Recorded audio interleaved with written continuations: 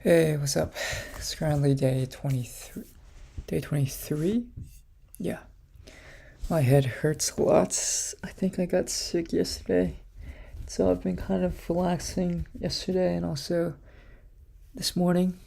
But I went to Barnes& and Noble, got kind of lost in the sauce in the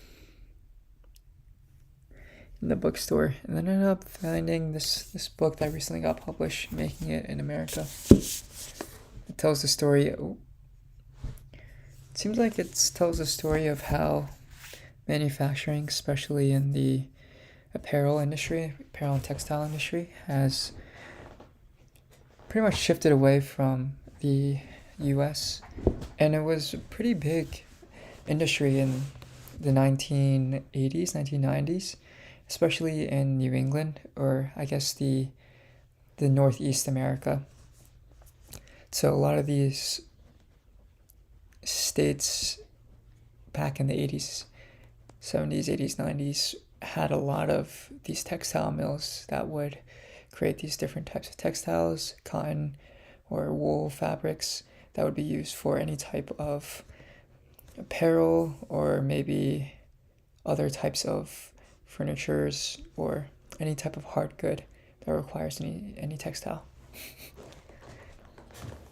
And I think the big shifts within the change from having these textiles and fabrics produced in the US to other parts of the world, most notably Mexico and China, also different parts of Asia, Vietnam, Cambodia, India, has to do with the NAFTA, so the North America Free Trade Agreement.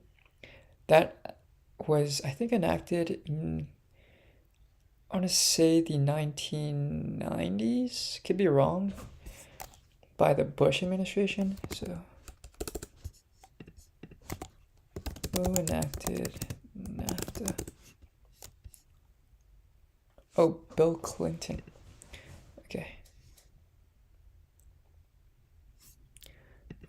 So NAFTA was enacted by Bill Clinton. I think it was really rooted in the idea of free trade and globalization. I think maybe a economic policy that was popularized by I was gonna say Harry Markowitz, but that's the modern portfolio theory. He's the modern portfolio theory researcher. Fuck, what's this guy's name? Maynard Keynes? No, not Keynesian. Economics.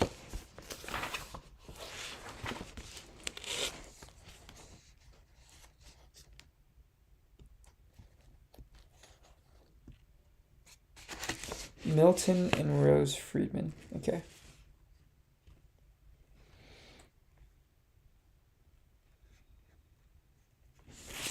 Okay. So Milton Fried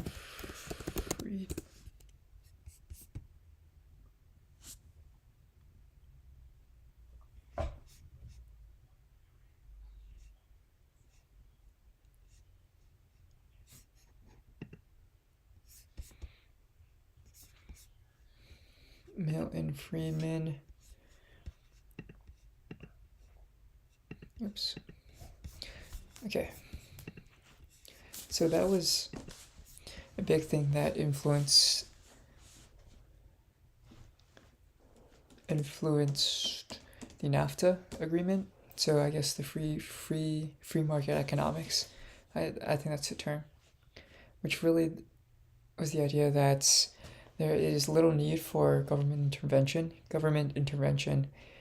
and thoughts or hypothesized that natural market forces, would pretty much stabilize and make the economic markets in any country and across the world prosper and, I guess, stable. So it seems like from what the author is writing so far, Rachel Slate, NAFTA wasn't really a great thing for the US. Might have been something great for US corporations who really benefited from NAFTA and being able to make their productions overseas. And so there's some theories that NAFTA was a key contributor to the idea of greater income inequality. So the rich got richer and the poor got poorer or stayed about the same. So I could see how maybe there's some truth to this because if you think about it, NAFTA really opened the doors for companies to move production to Mexico and Canada.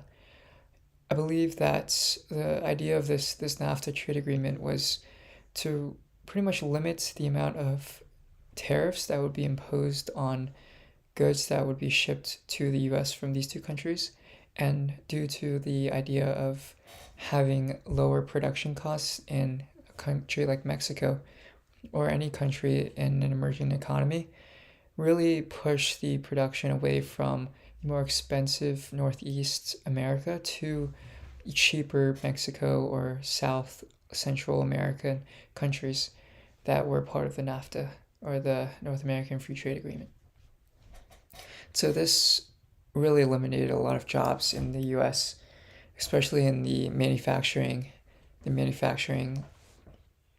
industry. And so one of the things that was also cited as probably a key contributor was the automation of a lot of the manufacturing jobs over the past 20, 30 years. And so there's obviously an argument for that. But it seems like also some of the more complex manual labor things, usually within the textile and apparel manufacturing business, like sewing clothes and sewing hoodies, different types of apparel products, those are usually things that haven't been automated yet.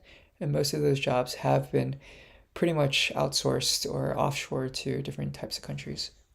And I think there has been some big criticisms for NAFTA, and so in 2020, Trump ended up pretty much abolishing the North American Free Trade Agreement and then reenacted some other trade agreement. I forgot what it's called, but I think it's pretty similar to the North American Free Trade Agreement.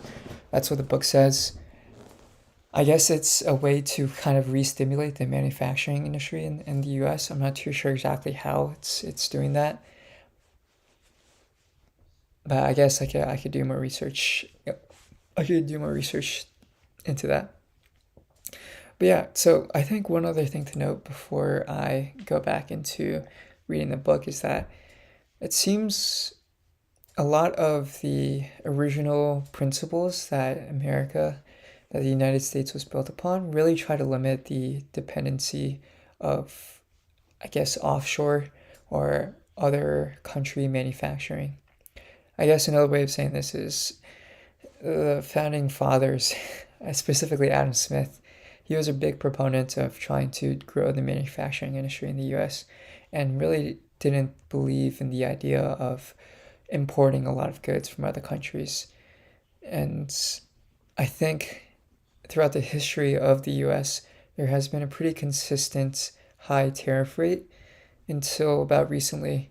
I'd say in the past 10 years, tariffs have been pretty low, and that has allowed a lot of companies, a lot of corporations to do a lot of their manufacturing in different types of countries than in the US.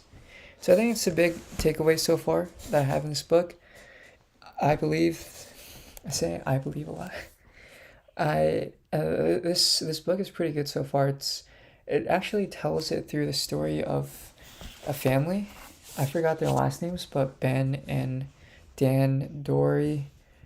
It's I think Walters, something along the lines. It starts with a W, but they are a family that are in Maine and are actually building a business called American Roots that produces fully American made hoodies and sweatshirts. So I think it would be interesting to continue reading, and let's see if I can finish this today. I'm not too sure.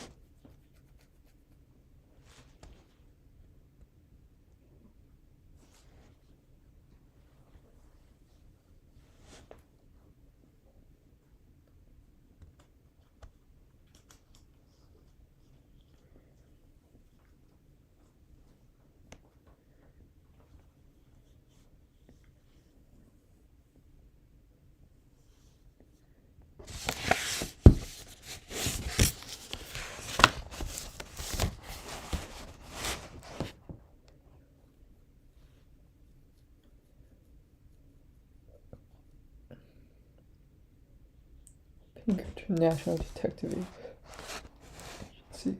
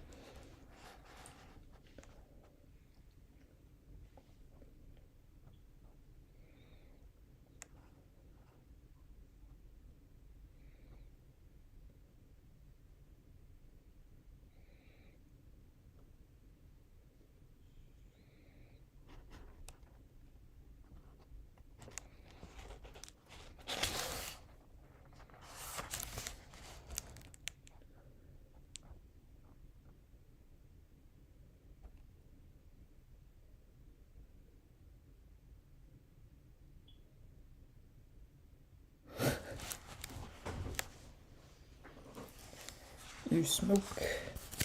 Huh, so Public Works, the Works Progress Administration seems like there's a big deal. It seems like a lot of the labor movements, I guess modern labor laws were developed in the Great Depression era. Okay, interesting.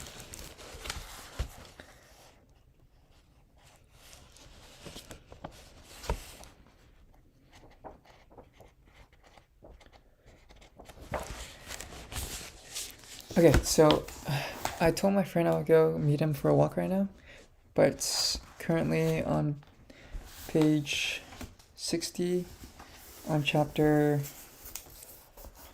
talking about greed being a real thing. So interested to see what that's going to be about. But yeah, probably going to head out now, and then I'll come back and continue reading later.